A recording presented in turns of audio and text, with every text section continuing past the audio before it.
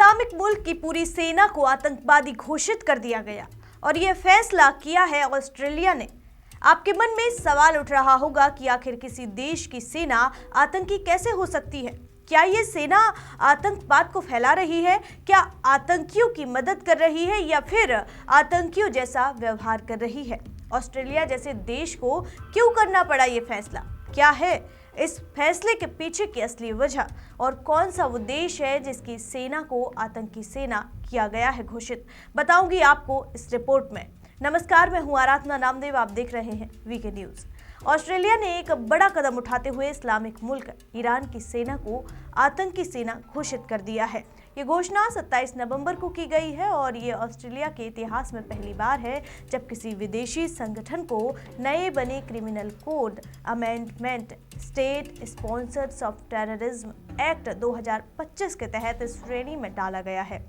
इस कानून के तहत अब IRGC को कोई भी आर्थिक सामग्री या कोई भी तरह की सहायता देना गंभीर अपराध माना जाएगा और इसके लिए अधिकतम 25 साल तक की जेल की सजा हो सकती है। सरकार ने ईरान की सबसे ताकतवर सैन्य संगठन इस्लामिक रेवोल्यूशनरी गार्ड कॉर्प्स यानी IRGC को आतंकवाद का राज्य प्रायोजक घोषित कर दिया है। ऑस्ट्रेलियाई खुफिया एजेंसी ASIO की साल भर चली गहन जांच के बाद ये फैसला लिया गया और ASIO की रिपोर्ट में साफ कहा गया कि पिछले 14 महीनों में ऑस्ट्रेलिया के यहूदी समुदाय को निशाना बनाकर हुए 2 बड़े आगजनी के हमले सीधे तौर पर IRGC के प्रॉक्सी नेटवर्क के जरिए करवाए थे।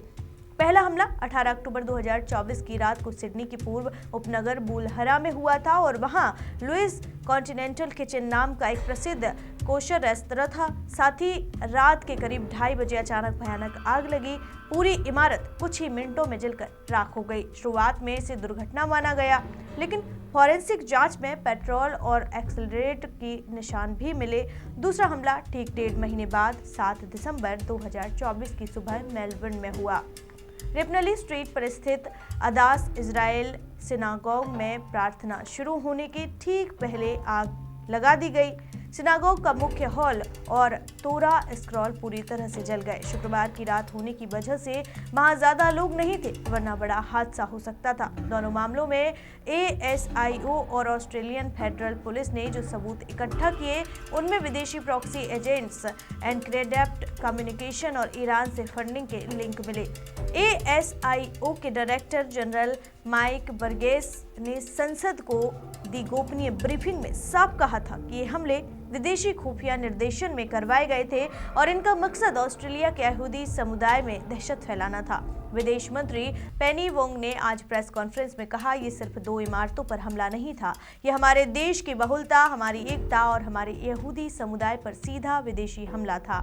IRGC ने सोचा था कि वो हजारों किलोमीटर दूर बैठकर हमारे समाज में जहर घोल सकता है। आज हमने साफ कर दिया कि ऑस्ट्रेलिया में उसकी कोई जगह नहीं है।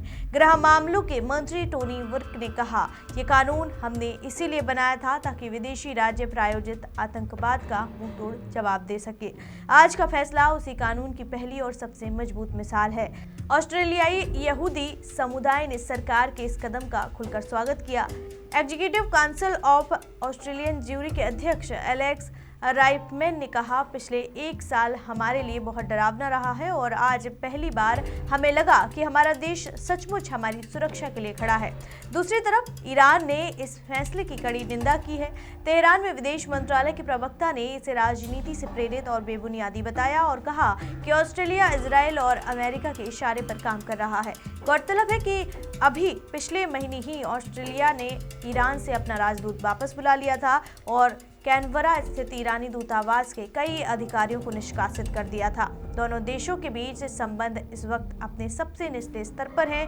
फिलहाल फेडरल पुलिस ने कहा कि देश भर में IRGC से जुड़े संभावित नेटवर्क पर कड़ी निगरानी रखी जा रही है और कोई भी संदिग्ध गतिविधि मिली तो तुरंत कार्रवाई होगी।